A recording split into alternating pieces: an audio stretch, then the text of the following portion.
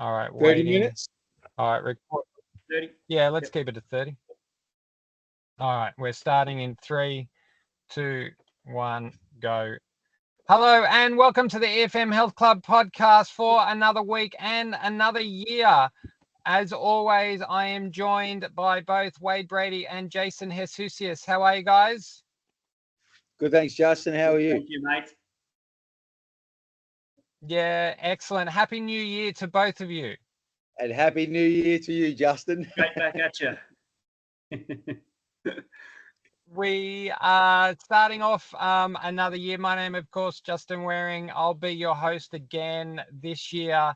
And we're looking, like we did last year, at providing you with as much we are looking to provide you with as much health and fitness information that's going to be applicable to you. We're not looking at kind of providing professional athletes that extra little bit of edge. We, in our day-to-day work with a lot of different types of people. Everyone's a bit pushed for time. Everybody struggles to get out of bed. So we're bringing that kind of information that we pass out day-to-day in our own gyms to you, the listener. And if you ever at any point have any questions on any of the topics that we cover, please drop a comment in any of the platforms that you are listening to this on, or send us an email at EFM. We'll be happy to reply. So with all that being said, New Year, we are looking at New Year's resolutions, why we have them, why they work, why they potentially don't work, how we can get better at them. If you've set one, this will be really important listening. If you haven't set one, this might inspire you to do one. So Jace, let's start. Why are we setting New Year's resolutions? Do you think it's a good thing? Yeah, good question, Justin. I do think New Year's resolutions are a good thing, and the basis of that argument is that prior to New Year's, we have that week between Christmas and New Year's that so many people tend to have as downtime. Not many people are working at that time, or if they are, they've probably got a little bit more space to be thinking about their lives, thinking about what's working and what's not working, to self-reflect. And I think that's where the impetus and the energy for a New Year's resolution comes from. They then think about these things and look and go, hey, New Year's is right now. 2025 is upon me. It's happening. What better time to start than right now? The next year is going to be different for me. And why is that a possibility? Because they've got that space to be thinking about it. They've got that space to actually be out of their day-to-day routine, the rat race, or, whatever you want to call it, and to actually stop and work on their lives instead of just working in their lives. The new year just happens to be a very close date as to be able to get their resolution started. So, have you guys set one this year? Have you thought about it? Do you go first, Wade? I did, but pretty quickly it's drifted off into the background as the noise. I like the way you put that, Jason. The noise of the Christmas holidays period actually stops, and you can hear your own thoughts and do some reflections and stuff. So I wasn't very structured in the New Year's resolution goal setting, but I definitely have started off well with some new, they're early days, but cementing some new habits around just a bit of meditation and moving and stretching every morning. So in a roundabout way, yes, I have. Yeah. Do I think they're a good thing? Absolutely. I'm sure there's been plenty of people that have changed their life starting with a New Year's resolution. Like, it doesn't happen every time, but at least you're a chance if you have them, of course. So, have you got any, Justin or Jason? Yeah, well, my resolution was to be far more organized.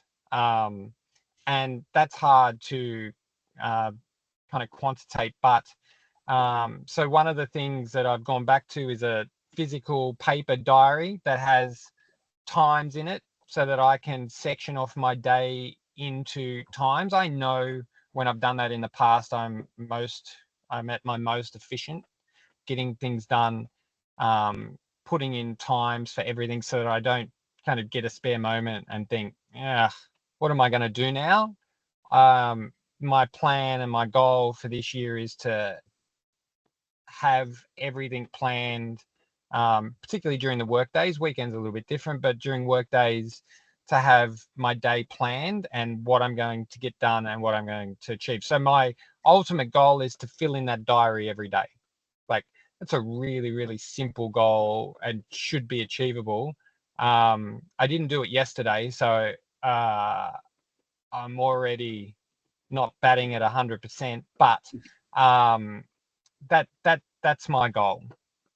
Just to be, because I know I'll be efficient. So I've actually put in a strategy for my overriding goal, which is the physical diary that I'm going to write in. I've found that computer diaries and Google calendars and things, they don't work for me because I don't like to be on technology that much. So that's a goal and then a strategy underneath it to make sure that goal happens. Mm-hmm.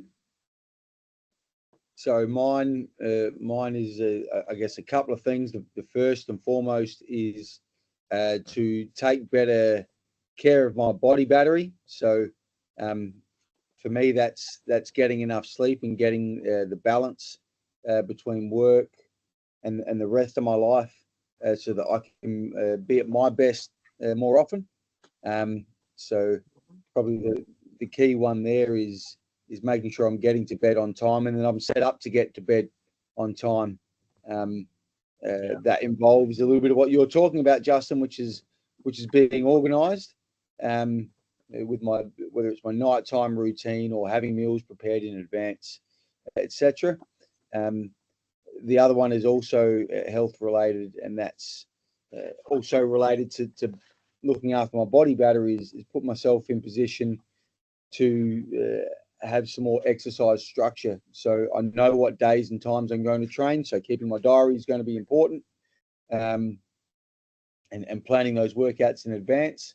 But also, again, if I know I'm going to be training on Thursday morning after the podcast, I know I've got to have that sound night's sleep the night before and the night before that, so that I'm as charged as I can be to get the most out of that.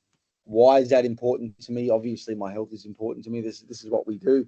But I know that when I'm sleeping well and when I'm exercising well, I'm at my best as an individual. So in my work, in my relationships, all of it. And when I'm exhausted and overtired, that's when I don't perform as well. So yeah, that's where my goals have come from and how I've chosen to approach them. So. Yeah. So a lot of us, so we all have an individual goal, but I guess for us, understanding that the strategy of achieving that goal is just to be organized. My goal is to be organized, and then other things will flow from that. I'm not a particularly big believer in New Year's resolutions. Like I make them, but I'm kind of setting goals during the year anyway. I don't care if it's the 13th, the 18th, the 21st of a month. Mm-hmm. I don't care whether it's a Thursday, a Friday, a Saturday, or a Monday. If I decide I want to do something, I set the goal there, and then I don't like, in particular, the idea of starting on the 1st. I don't like the idea of starting on the 1st of a month or on a Monday, because I feel like, and I'm a little bit different, and understand, and I'm going against the grain here. I feel like it's a little bit of a cop out. If you want to start. And I think that holding off. So your explanation around Christmas and New Year, Jace, is a good one, and I think that's where a lot of it come from. But I think people should get into the idea of going, I don't need to start on the 1st. I really think that actually sets things up for failure. I did a bit of research. Only 9 to 12% of people are actually successful in their New Year's resolutions each year. That's what the studies show. And I actually think that harks back to going, all right, on the first, I'll do it. I don't really want to, but I'm going to get healthy. So I'd actually implore people to go, all right, you've got your New Year's resolution. You started it in January. Reset something kind of, a few weeks in, a month in, to go, okay, well, this is my real goal. Yes, I really want to do this, and then almost start again. I think a lot of this comes from as well these decisions that people make with their resolutions. Was I'm going to get healthy this year. I'm going to quit drinking this year. I'm going to improve my diet this year. They're often sweeping statements that haven't been thought through. They're statements that are made based on emotion. I feel a certain way. Go, geez, I feel unhealthy. I'm going to be fitter next year, and there's not the background deeper thought as to, okay, yes, I want to be fitter, but how am I going to do that? What's the plan of attack? What's realistic? What is achievable? What am I going to be able to sustain? We just go, here's my New Year's resolution. It's ready, fire, aim, rather than stopping and actually thinking about. And it comes back to what you said. People have waited until New Year's. New Year's is the convenient excuse to put things off until the end of the year. I'll just start in New Year's, where deep down there hasn't been much thought as to what this resolution actually means. So it becomes meaningless because there isn't the requisite thought behind it, the requisite planning behind it, which ties back into what you said about being organised. And then you're probably left feeling like you've failed as well, which is never a good feeling. Yes. I do totally agree with Justin when he says that we've been doing this for 15, 16 years, whatever, and you haven't seen one of your members for a while and you get into some dialogue, and it's very, very common. I'll start fresh Monday. And I sort of am a bit of a believer of whatever it takes, whatever works. But just thinking it through now, I think there's something exciting about thinking, bugger waiting for Monday. I'm going to do it now. I think there's something exciting about that. Like if you catch yourself having this "I'll put it off" moment, you can actually override that and say, why don't I start right now? But that could be flipped and looked at as an exciting thing, rather than I've got 4 more days of freedom before I have to do that thing. It's going to be hard work or whatever. Yeah. Well, yeah, it's almost starting with a negative connotation. All right, I don't really want to do it, but I will start on Monday and I'll commit then. Rather than committing to failing for the next few days, and then I'll try and succeed. And I've always tried, not always, but I'll try and counter that start fresh Monday with, what if you get one in before the weekend? Like, get a head start on next week, and then it's like, imagine how good that'd feel. And that's worked quite a lot, and no one's ever regretted doing that. They're like, damn, why couldn't I work that out myself? So Monday is probably the worst day to start any kind of fitness and health, particularly you're starting in the gym. Monday would be the worst day. You've got yourself to work. You've had a day at work, and then like usually people are on a bit of a high after a weekend, and then they've got themselves to work, dragged themselves to work, done a full day's work, and then go, all right, I've got to do this thing that I've been putting off for 3 days or 4 days or 5 days or whatever it might be. Monday's the worst day to start. Or if you're a morning person, you want to start in the morning. That means, yes, I've got a long day at work on Monday and I've just made it longer. Now I'm doing the one thing I don't want to do, get out of bed early. Like, don't start Monday. Just don't. And I while I'm in my cranky mood, and I shouldn't be cranky, it's January, I tend to think, and the reason I made my New Year's resolution very specific around, yes, I want to be more organized, and then I had the strategies underneath that. The first thing I'm going to do is buy a diary, because I know that will kind of works better for me. The goal wasn't one of these SMART goals. And then I establish some things underneath. I think people tend to set unrealistic goals, which is one of the reasons they might fail in their New Year's resolution. But try also following that SMART goal kind of framework doesn't suit people. I understand the science behind it. It's the best way to do it. In theory, people, it sounds fantastic. Yeah, but some people who try it, who go along that process, it'll work for. But I think changing goals. So the people that woke up on the first determined to lose weight might want to start changing that goal to, you know what, I may lose weight by going to the gym. I'm going to start going to the gym 3 days a week. That is my goal. Whatever happens from that, is whatever happens from that. I'm going to start eating 18 healthy meals out of 21 a week. I'm going to give myself 3 meals where they may not be as healthy. That's my goal. Not I'm going to lose 10 kilos. And then when you get to January and you haven't lost a gram, you're done. So I think the way people set out their goals is really important. And I don't believe it has to follow the structure. That's just my personal belief. And I think people will probably just get their goal wrong. Change the goal. Have something a little bit different. Mm-hmm. Yeah. That sounds so daunting, though, to get to the start of a new year and say, so that this year I'm going to get healthy.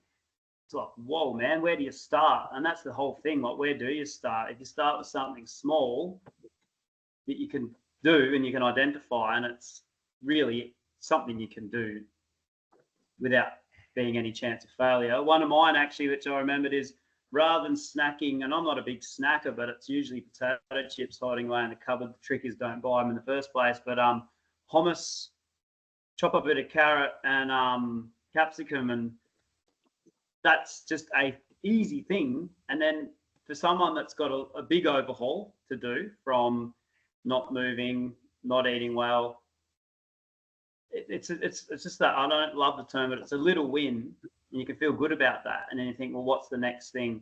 Mm-hmm. And as you said, Justin, you never know what it's going to snowball into. Just to build on what you said. I think and it's probably not just New Year's resolutions, and I think most of the people who I see at this point of the year would, are coming into the gym saying, I want to lose weight. This year I'm losing weight. Without the established, and we're probably talking habits now, trying to establish habits that will make that happen. They're just kind of, having a goal isn't a plan. Having a goal is, having a hope is not a plan.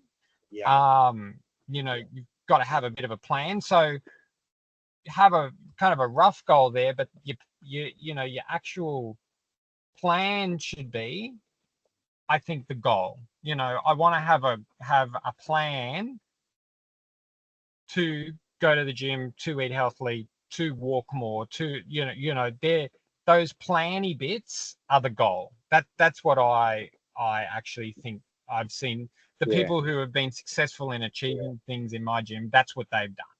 Yeah, I think rather than setting a goal in the distance that has a lot of small steps in between that could lead to failure or multiple failures, it's stacking wins and stacking habits that are going to help you build towards your goal. So I guess by that, what I'm getting at is smaller things like getting up at a certain time in the morning, or smaller things like I'm going to start going to the gym twice a week, and twice a week would be the win, for instance. Small things, like you said, that the 18 out of 21, Justin, but instead of aiming at the whole week, aiming at today. Well, today I'm going to aim to have 3 healthy meals. Whatever those smaller things are, I think if we stack small wins together, they start building momentum and starts feeling like a bigger win. Where if you're aiming for the big win from the start, the moment you get one thing wrong, I will have failed. I've lost. I've bitten off more than I can chew, and therefore you feel like you're losing from the start. Where if you're aiming to stack smaller wins, if you do fall off the cart and you miss out, that's okay. I'll just get back to stacking small wins because that's what I'm focused on. The small things over a long period of time add up to big things. I know it sounds really simple. I had this exact conversation with a member this morning, and he's got a condition, MS, and he overdid it a bit, and he just said, I'm not slacking off. I just need to stay more within myself, but then I can come in more regularly and keep building. And I was just like, this is what you said. And it works on other levels too. Like if it's easy to fall into this mindset, and I'll use the exercise, the workout as the example. Like we want to get results fast. So if I go in and I just hammer it, I'm going to get to my goal quicker and my results. But there's problems around that. You can burn out, you can overdo it, you could get a niggling injury. And I think from up here, it's so much harder to go and get a workout done if you know you're going to go and smash it and work at 100%. Like it's very cliche, just go and do something, but it's your little wins that you're just talking about, Jason, about they stack up. And at least small things add up. Nothing doesn't add up to anything at all. It's pretty easy and simple when you and focus on those small wins, Wade. Focus on those small little actions, the process, right, rather than the result. The result's going to take care of itself. If you're focusing on the result all the time, as soon as you do something wrong, you're going to be thinking about how I'm not going to get that result. But if you're focusing on the process and sticking to what that process is and the small parts, the micro elements of that process, then that's when you really start to make progress. Weight loss is the classic example because that fluctuates at the best of times. But if you're doing the right things, hey, I'm eating good food, I'm drinking my water, I'm getting my sleep, I'm doing my exercise, I'm doing those things. But I didn't lose any weight this week. Don't worry about that. Just keep doing good things. Just keep taking good actions. So yes, think about where you want to go. Think about what that end destination is. Think then about some sustainable actions that you can take in order to start making that happen. Sustainable is probably the big one there. You don't overthink. Just you get it done. If we change that, someone used to say, you just get it done and get on with the rest of your day. Mm-hmm. That approach is pretty good. Sorry, you go. Go, Justin. Yeah. No, I was going to say, if we change tacks just a little bit, and for the people that haven't set a New Year's resolution, but are also jumping on the scale after a big Christmas, New Year break, and if you're like me and had 5 slices of pavlova on Christmas Day, starting to establish, like this conversation is relevant to you as well. You may not have set a goal. It's, you didn't want to do it New Year's resolution, but you're also looking at kind of what you did over your holiday break and wanting to get back to that fitness level, that weight level, whatever. All of this information is very relevant to you right now. It's about starting to do the things, create the plan, have the process, stack the wins, just like if you had set a New Year's resolution, because there's nothing stopping you from setting a new mark right now or a new plan or a new goal right now. Because I have quite a few people that really let themselves go over Christmas and seemingly had a great time. But now it's time to start to claw back some of that, fun that you had. So setting all of these goals and setting a plan is really pertinent to them right now as well. Makes sense. One thing I just thought of. So, Jace, you were talking about your body battery. Is that part of like the Apple Watch thing? I don't they have a body battery element to them? So in particular, I wear a Garmin, and so I guess that's what I'm following, and it's not the be all and end all, but it is for me, it's a pretty good indicator of how I'm traveling. When I look down and my body battery's down, funnily enough, it's normally when I'm feeling like crap. And when I'm feeling good and I've had some good rest, I look down and it tells me my sleep score is good, tells me that my body battery's up and about, and that I'm ready for a big activity that day. So yeah, that's what I'm referencing. Obviously, I'm checking in with how I'm feeling, and you've generally got an idea of how much you slept, but to actually see some measurable data helps me. Yeah.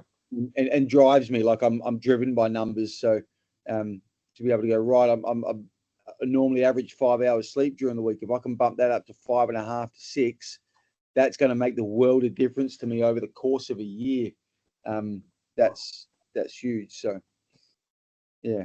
Yeah. Okay. Good. Yeah. I'd only heard that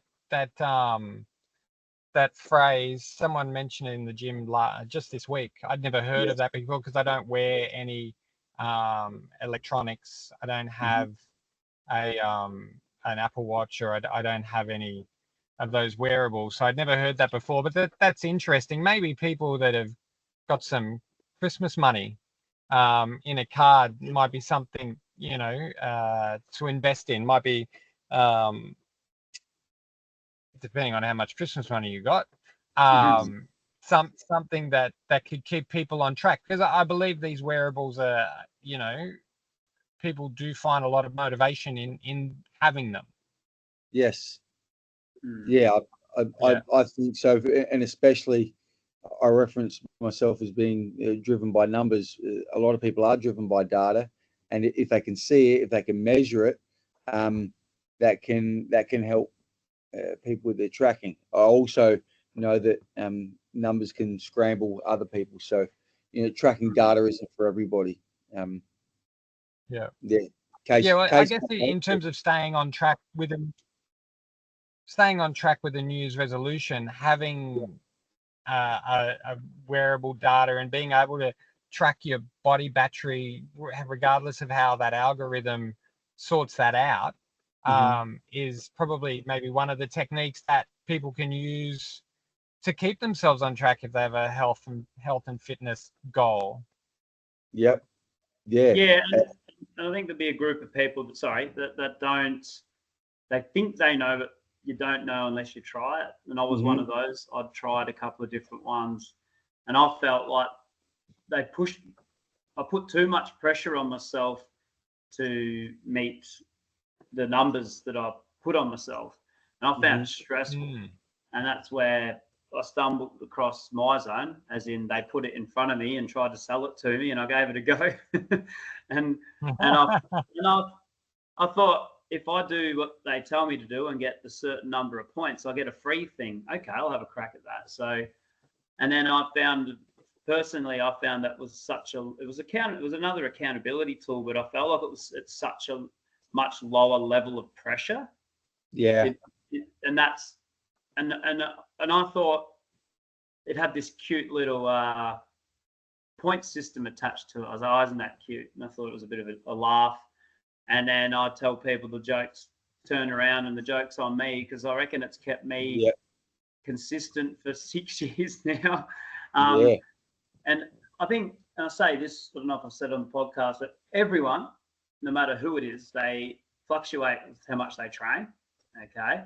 So we have ebbs and flows, of course, but I know for a fact, even though I wasn't tracking it because I wasn't wearing it, I know that I don't bottom out anywhere near as much as I used to. And I think that's the key and the secret, because you've always just got that you've always got that foundation just to springboard off. And I've suggested it for other people to try, and they say, oh, I do it on my watch. And I said, hey, whatever works. Like, so some people come into the club and it's got the top 20 points thing for the MyZone, and people have their own goals, and that's fine. Like, some people like to always try and be in the top 10, and someone like be in the top 20, and someone like just has their own goal of how many they want to get. and then you just create your own sort of scoring system. Like if I'm sick or away for a week, and then I'll take a quarter off. Like there's just so many different ways.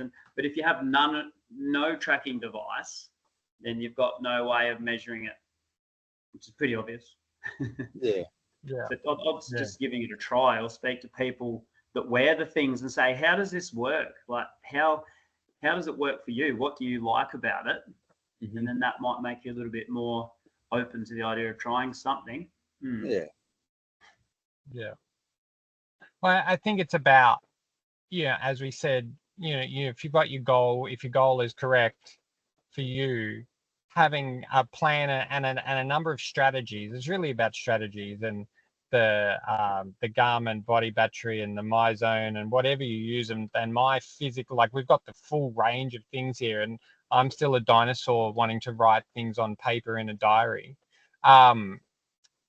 They're all strategies to get you where you want to go, and without those strategies, having a goal and a rough plan is okay, but you really need some underlying strategies that you're going to follow to make these New Year's resolutions, or mid-year resolutions, or whatever they may be, an actual reality, because we're big on wanting people to be fit and healthy.